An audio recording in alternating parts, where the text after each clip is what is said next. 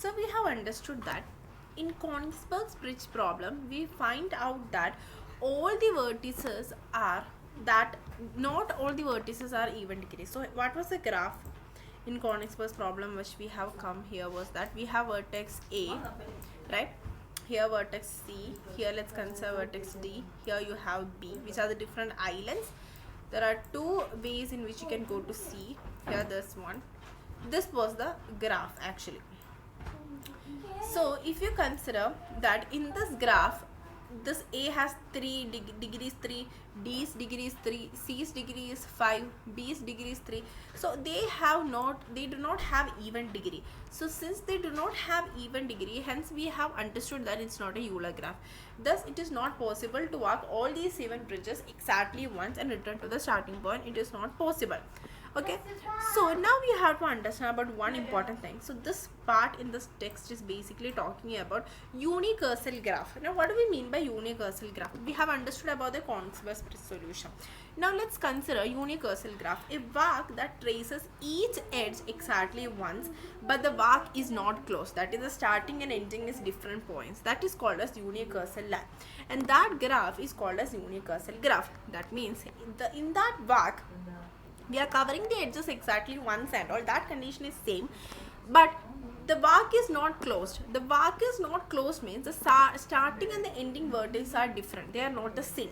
So such path is known as unicursal line, and such graph is known as unicursal graph. So here if you see in the Euler graph and unicursal graph, all the vertices are even here. But in unicursal graph, exactly 2 odd degree vertex will be there.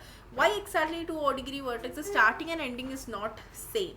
So for the starting and ending vertex, right, this is the starting, this is ending vertex. These vertices would have odd degree, starting and ending vertex. So that is why we can say that in a unicursal graph, not all the vertices are even, but exactly 2 vertices would be odd in unicursal graph. And also they are not having a closed arc. They are not a closed arc. Okay, such graph is known as unicursal graph. So this is how you find the difference. You are learning the difference between the Euler graph and the unicursal graph. So here if you see in this example here, this is an unicursal graph example. Let's see why. Here if you see, if I'm starting from V1, E1, V2. Let's say I'm going to V3, okay. V2, E2, then I am going to V1, V2, V1, E1, V2, V2, E2, V3, then I can say V3, E4 we can go, right, V3, E4, V5, then V5, E5, V4, then V4, V8, 8 also we have to cover, right, V4, E6, V4, E6, V3, now E3, V1, right, E3, V1 and E8, V4. See this path which I have given right now, this path. Here all the edges, we are creating a path which covers all the edges exactly once, but the starting and the ending vertices V1 and V4, they are not same, so they are not closed. So V1 and V4 would have O degree. So that is why this is an example of a unicursal line and such graph. Therefore that graph in that figure is considered to be what? Unicursal graph. And we have already said that they would be having exactly 2 O degree vertex. That is a starting, that is start vertex would be O degree, end vertex would be O degree, but all other vertex would be even degree. So if you add a new edge which is connecting the starting and ending vertex of this unicursal line, the arc would become closed, then we will get a Euler graph. That we know. If I am connecting the starting and ending vertex, then that means what? That means I will get a Euler graph. The arc becomes closed, right? That is what it has said in there. Now here I have to find the Euler line in the following graph. First let us check whether this graph is a Euler graph or not. So here if you see, how you check, you are taking each of these vertex, they have A, B, C, D, and finding here A is connected to 1, 2, so it is even degree. This is 1, 2, 3, 4, even degree. This is 1, 2, even degree. J is like connected to 1, 2, 3, 4, even degree. C is like 1, 2, even degree. K is like 1, 2, 3, 4, fine, same even degree. G is like 1, 2, G is even degree. L is 1, 2, 3, 4, even degree. M 1, 2, 3, 4 even degree. B is like 1, 2, 2 even degree.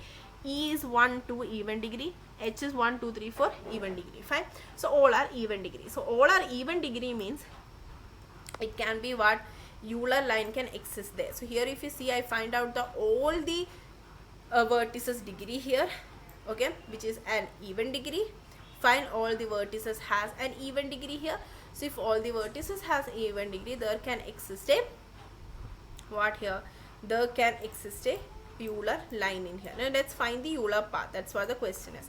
So let me say that I'm starting from A. So from A I can go to where first? Let's say I have to cover all the edges, right? So from A I am going to, guys, there are different possibilities. Let me say that from A I am going, from here I'm going to T. Let's say, I don't know what is this. A is here, B is here, C is the,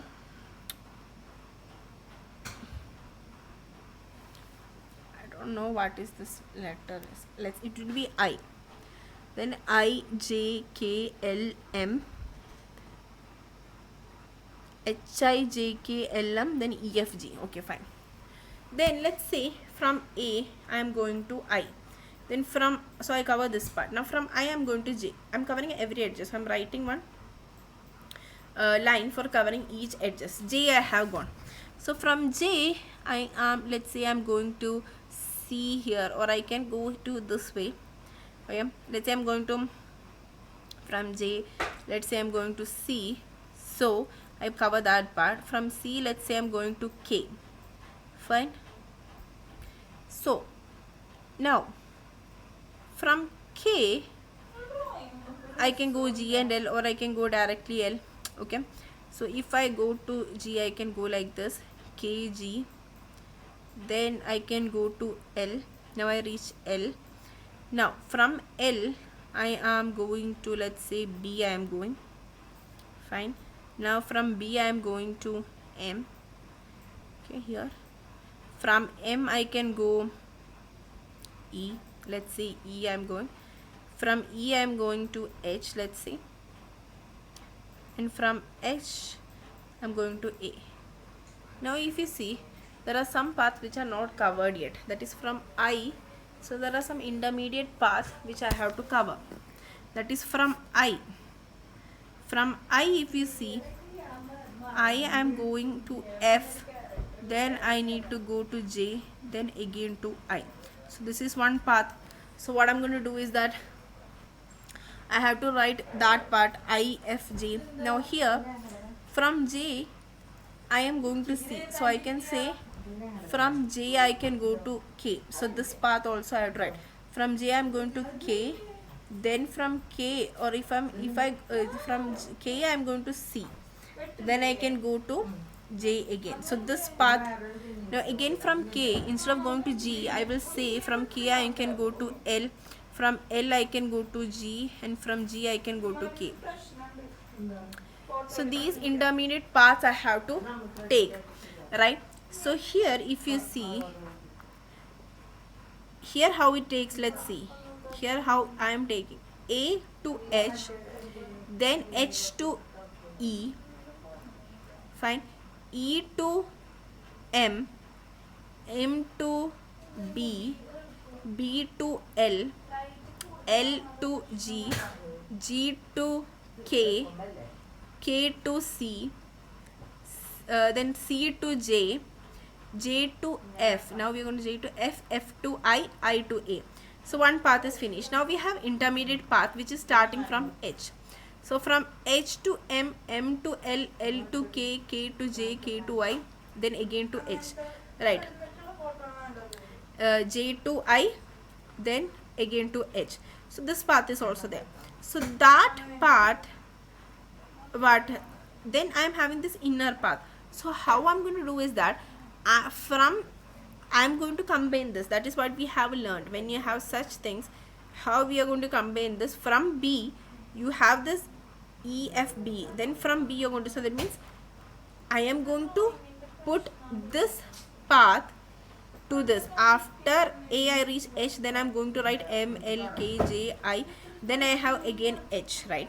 So that means from that edge, that is what we have given here, from that edge I will cover what, the rest of these path. Okay, so how we are going to write the Euler path here is, I'll show you. Fine. So how we are going to write the Euler path here? Here I am saying that first I will start with A, then H, then E, then M, then B, L, G, K, C, J, F, then A, like this. Now there is other part which I hadn't take. So I'm going to say from A to H I go on, right? So from H I can go to H, M, L, K, J, I, H. From there I'm going to continue again H, E, our original path. So this was the first path. Then inner path was there. So that path is from H and I reach again to H. So that I will combine this. From H I have this M, L, that is here you can take this path, and from that H you can, then you will get an H, right? So from that H you're going to combine this E, M, B, L. So like that you can create a path. Understood? So this is how you can create a path.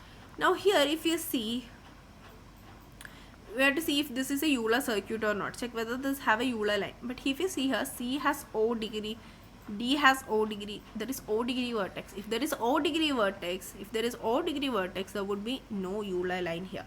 This is how you will solve this kind of problem. Thank you.